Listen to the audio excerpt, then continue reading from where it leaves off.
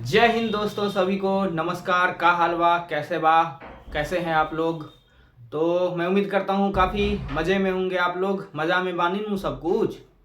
तो चलिए आइए शुरू करते हैं बिहार पुलिस को लेकर के। और बड़ी अपडेट है कि आपके एग्जामिनेशंस के डेट भी बिहार पुलिस का जो है आयोग के द्वारा तो अभी ऑफिशियल जारी नहीं किया गया है, लेकिन जो है एक लेटर वायरल हो रही है और उसमें जो है एग्जाम की डेट की घोषणा जो है लगभग स्पष्ट नजर आ रही है कि आपका जो है एग्जाम 13 जुलाई से लेकर के 6 अगस्त तक चलने वाला है। कुल 8 पालियों में आपके एग्जाम जो है वो होने वाले हैं।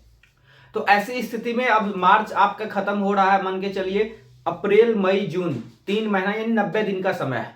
तो आज के वीडियो में हम जानेंगे कि 90 दिन का क्या स्ट्रेटजी होना चाहिए, क्या सटीक प्लान होना चाहिए, ताकि 90 दिनों की आप तैयारी में इस रिजल्ट को पा सकते हैं।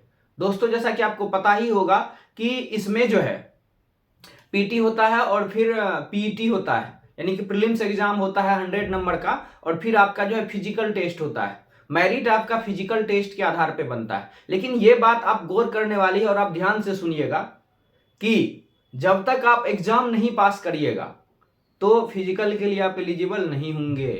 तो सबसे पहले जरूरी है कि एग्जाम कैसे पास किया जाए, इस पे सोचना। हाँ, अगर आप एडजस्ट कर पा रहे हैं, टाइम मिल पा रहा है, तो बिल्कुल आप जो है 1.5 से 2 घंटे का समय अपने फिजिकल पे भी अभी से देना शुरू करिए।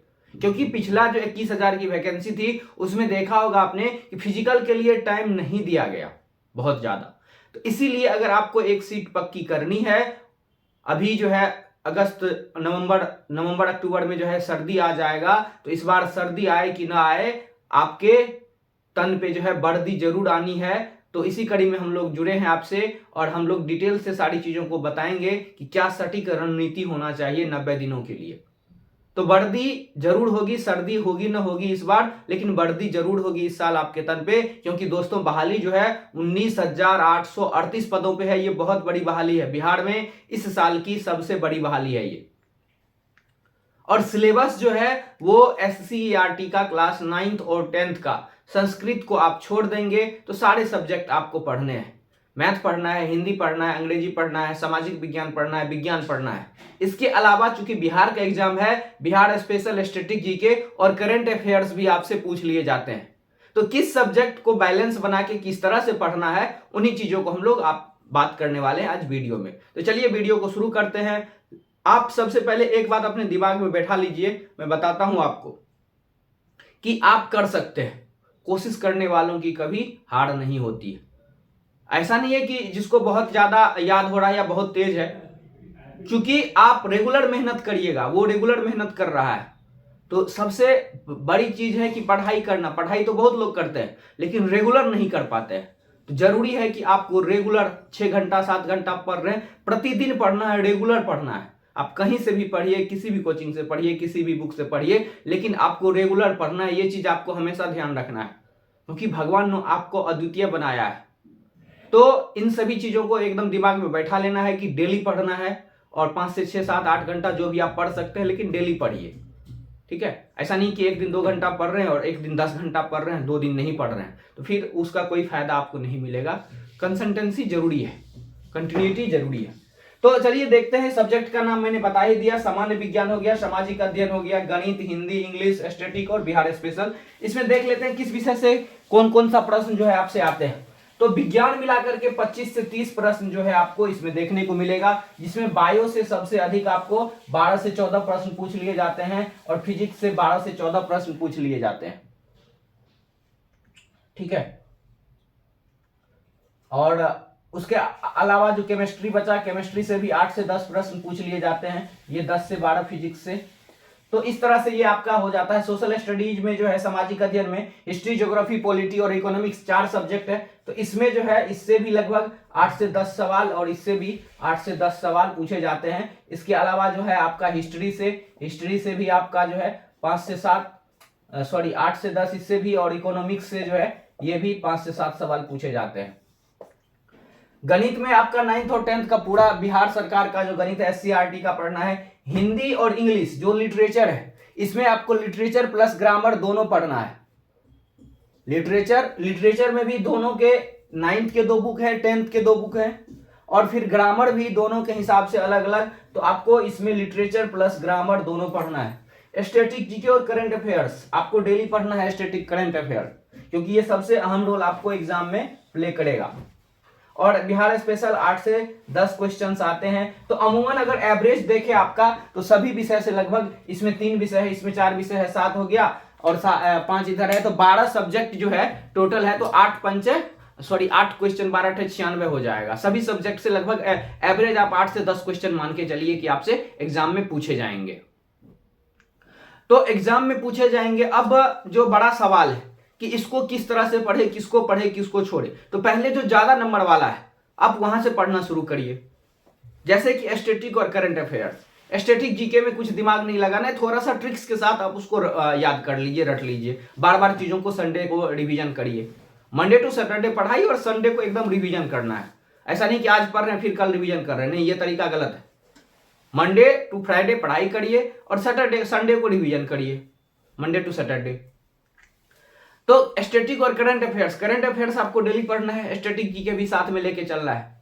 इसके बाद बायोलॉजी से आप शुरू कर सकते हैं, क्योंकि बायोलॉजी का ठीक ठाक वेटेज है। बायोलॉजी और फिजिक्स को आपको पढ़ना है। इसमें उसके साथ साथ जो है ज्योग्राफी और पॉलिटी, यहां से आपका स्कोरिंग ऐसे ही हो जाएगा। ज्योग्राफी और पॉलिटी को भी आपको पढ़ते जाना है। उसके बाद जो इसमें लिटरेचर वाला पार्ट है, लिटरेचर वाला पार्ट अगर आपका मन है तो आप पढ़ लीजिए, क्योंकि लिटरेचर पूरा पढ़ेंगे, कहानी उसमें से फिर क्वेश्चन आएगा, सारी चीजें हैं। और अगर आपका मतलब लग रहा है कि हम 10 घंटा 12-15 घंटा पढ़ सकते हो तो बिल्कुल आप लिटरेचर भी पढ़िए, क्योंकि एग्जाम में एक एक क्वेश्चन, एक एक प्रश्न बहुत मायने रखेगा, एक एक मार्क्स। लेकिन अगर आपको लग रहा है कि अरे यार ये बहुत है, हम मैथ में स्कोर कर लेंगे और इधर कर लेंगे, तो आप यहां से ग्रामर वाला पोर्शन दोनों में से पढ़ सकते हैं। जो ग्रामर पोर्शन दिया हुआ है इंग्लिश और हिंदी में, वो आप पढ़ सकते हैं। और उसके बाद लग रहा है कि नहीं और भी हमें करना है, तो आप इसमें बिल्कुल पढ़ सकते हैं इसको भी। बिहार स्पेशल एकदम पढ़ना ही पढ़ना, एक बहुत पतली सी बुक है, मैं आपको दिखा दूंगा बिहार स्पेशल के लिए। शायद अभी है मेरे टेबल पे, मैं दिखाता हूं आपको। ये देखिए बिहार स्पेशल, इसमें जितना भी बिहार में एग्जाम हुआ है सबका क्वेश्चन दिया हुआ 1 लाइनर के रूप में। और ये देखिए कितनी पतली सी बुक है, हालांकि ये जल्दी नहीं मिलेगा, पटना में मिल जाएगा। तो इस बुक को आप पढ़ लीजिए अच्छे से, बिहार स्पेशल इससे बाहर नहीं जाएगा आपका। वैसे मैं किसी का वो नहीं कह रहा हूं, इसी का प्रचार नहीं कर रहा हूं मैं, लेकिन आप चाहे तो पढ़ सकते हैं, मैं आपको सजेस्ट कर रहा हूं। और किताबें जो आपको पढ़नी है वो SCERT की पढ़नी है। SCERT की किताबें जो है मैं दिखा देता हूं आपको। SCERT की किताबें जो है पढ़ना है, तो SCERT की किताबें जो है ये देखिए मैं दिखाता हूं आपको।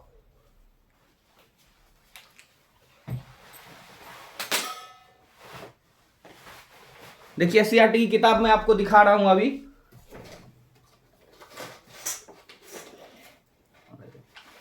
वो नहीं है भाई, हाँ वही चाबी, चलो सब लो, सब मार्कर देना। ये देखिए ये SCERT की किताबें हैं।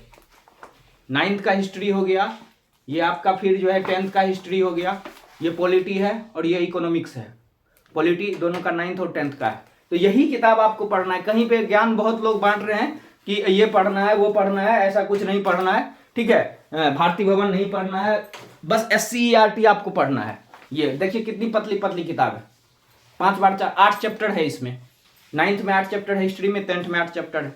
इकोनॉमिक्स भी जो है, इकोनॉमिक्स भी आपको पढ़ लेना है। तो सोशल साइंस में चारों सब्जेक्ट आपको पढ़ने हैं, लेकिन आप ज्योग्राफी और पॉलिटी से आप शुरू कर सकते हैं, बाद में फिर हिस्ट्री और इकोनॉमिक्स को भी कवर कर लीजिएगा। तो ये हो गया। अब जो है स्टैटिक करंट मैंने बता ही दिया। तो शुरुआत किससे करें, तो आपका जिसमें इंटरेस्ट लग रहा है उस सब्जेक्ट से शुरुआत हम इसका कर सकते हैं। शुरुआत जो है जिस सब्जेक्ट से आप चाहे उस सब्जेक्ट से आप कर सकते हैं, जो भी आपका इसमें इंटरेस्ट लगेगा। लेकिन पढ़ना है आपको, डेली पढ़ना है। आप ऐसा भी बांट सकते हैं कि डेली बायोलॉजी पढ़ लिए, 2 घंटा बायोलॉजी पढ़ लिए, 2 घंटा जो है बायोलॉजी पढ़ लिए, 2 घंटा फिर हिस्ट्री पढ़ लिए, या फिर आप 2 घंटा जो है उसके बाद जो है आप बिहार स्पेशल पढ़ लिए, बिहार स्पेशल पढ़ लिए। अब जिसको लगता है कि नहीं मुझे मैथ भारी है, मैथ मुझसे नहीं बनेगा, तो मैथ के लिए अगर आप मैथ यहां से छोड़ते हैं तो फिर आपको यहाँ पे लिटरेचर वाला पार्ट आपको जरूर पढ़ना चाहिए। 70 स्कोर अगर आप 100 में कर रहे हैं, 70 से 75, तो आप सेफ जोन में है। इससे ज्यादा कट ऑफ आपको नहीं जाएगा, क्योंकि एग्जाम का लेवल काफी अच्छा रहता है। माइनस मार्किंग चूंकि नहीं है तो एग्जाम का लेवल जो है इसका काफी ज्यादा अच्छा आपको रहता है।